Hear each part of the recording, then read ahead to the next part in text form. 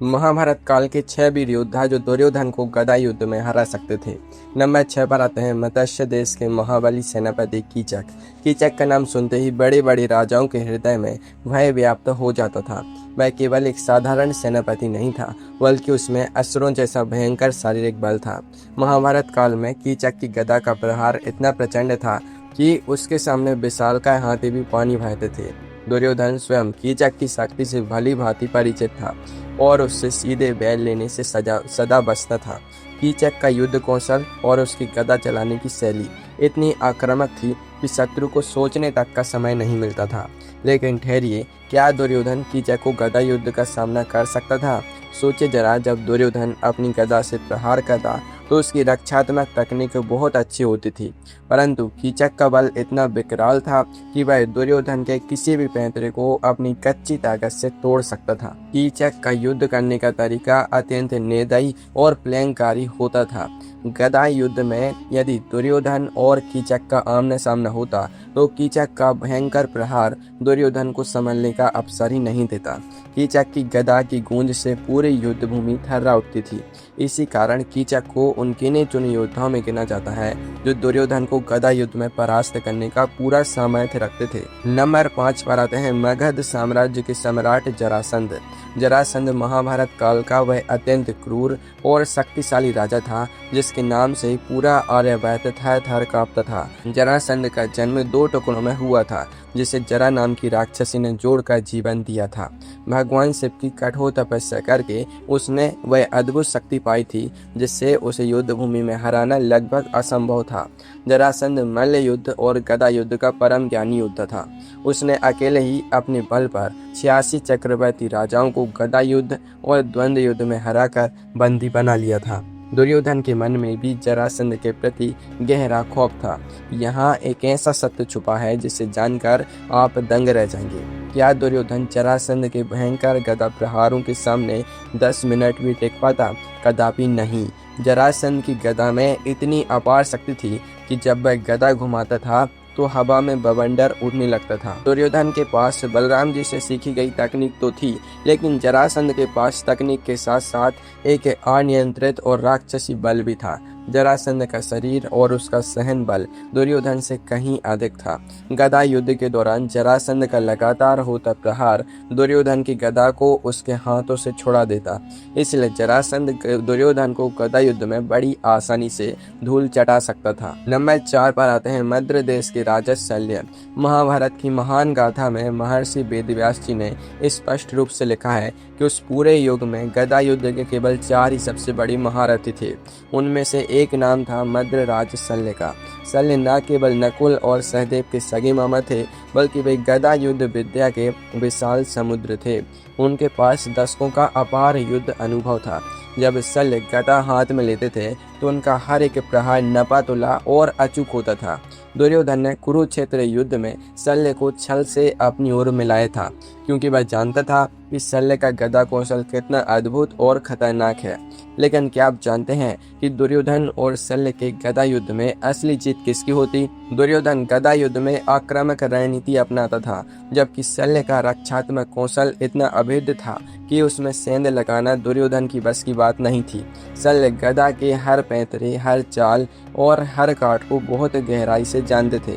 जब दुर्योधन अपनी पूरी ताकत से गदा चलाता तो शल्य अपनी गदा से उसकी दिशा बदल देते और सही समय देखकर दुर्योधन के कमजोर अंगों पर सटीक प्रहार करते।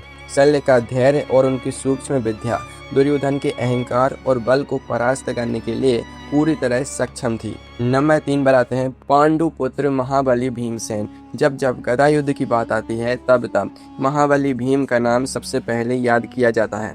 भीम के भीतर 10,000 हाथियों का असीम शारीरिक बल था। बचपन से ही दुर्योधन और भीम के बीच गदा युद्ध की एक भयंकर प्रतिद्वंद्विता रही थी। कुरुक्षेत्र के 18वें दिन जब पूरा युद्ध समाप्त हो चुका था, तब द्वैपायन सरोवर के तट पर दुर्योधन और भीम के बीच अंतिम और सबसे विनाशकारी गदा युद्ध लड़ा गया था। दुर्योधन का ऊपरी शरीर अपनी मादा गांधारी के दिव्य वरदान के कारण वज्र के समान कठोर हो चुका था, जिस पर भीम की गदा का सीधा असर नहीं हो रहा था। जरा सोचे, जब दुर्योधन का शरीर वज्र का बन चुका था तब भीम ने उसे कैसे हराया। यहाँ भीमसेन का ऊपर भयंकर क्रोध और असीम बल काम आया, जो दुर्योधन के वज्र शरीर पर भी भारी पड़ गया। यद्यपि दुर्योधन गदा की पैंतरेबाजी में भीम से थोड़ा आगे था, परंतु भीम के एक एक प्रहार में इतनी अपार शक्ति थी कि दुर्योधन के हाथ कांपने लगते थे। अंत में भीमसेन ने महर्षि मैत्रेय के श्राप और अपनी प्रतिज्ञा के अनुसार दुर्योधन की जांघों पर गदा का ऐसा भीषण प्रहार किया कि दुर्योधन की जांघें टूट गई और वह भूमि पर गिर पड़ा। भीमसेन ने प्रत्यक्ष रूप से कुरुक्षेत्र के युद्ध मैदान में दुर्योधन को गदा युद्ध में परास्त करके यह सिद्ध कर दिया था कि असीम बल के आगे कोई मैदान नहीं टिकता। नंबर 2 पर आते हैं शेषनाग के साक्षात अवतार भगवान बलराम। भगवान बलराम को इस धरती पर गदा युद्ध का सबसे महान गुरु और सर्वश्रेष्ठ आचार्य माना जाता है। इस पूरी दुनिया में गदा चलाने की जितनी भी कलाएं, तकनीकें और विधियां हैं, वे सब भगवान बलराम की ही देन है। आश्चर्य की बात यह है कि दुर्योधन और भीमसेन दोनों ही भगवान बलराम के प्रिय शिष्य थे।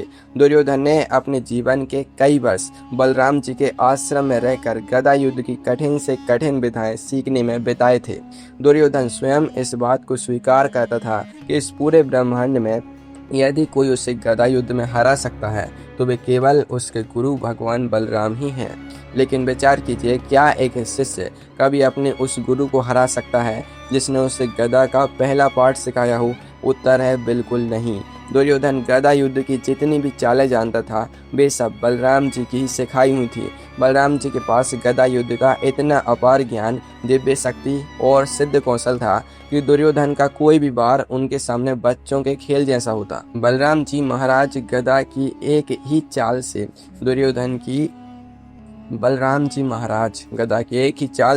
दुर्योधन की गदा को दूर फेंक सकते थे। दुर्योधन की शक्ति, उसका कवच और उसकी विद्या बलराम जी के सामने शून्य हो जाती थी। इसलिए बलराम जी दुर्योधन को गदा युद्ध में क्षण भर में परास्त कर सकते थे। नंबर 1 पर आते हैं अष्ट चिरंजीवियों में श्रेष्ठ परमवीर हनुमान जी। महाभारत काल में मौजूद सभी शक्तियों और अमर आत्माओं में श्री हनुमान जी का स्थान सबसे सर्वोच्च और अतुल्य है।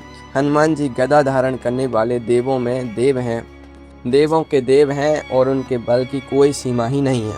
महाभारत काल में हनुमान जी सशरीर कुरुक्षेत्र के युद्ध भूमि में उपस्थित थे। वे अर्जुन के रथ के ध्वज पर कपि ध्वज के रूप में विराजमान होकर पूरे पांडव दल की रक्षा कर रहे थे।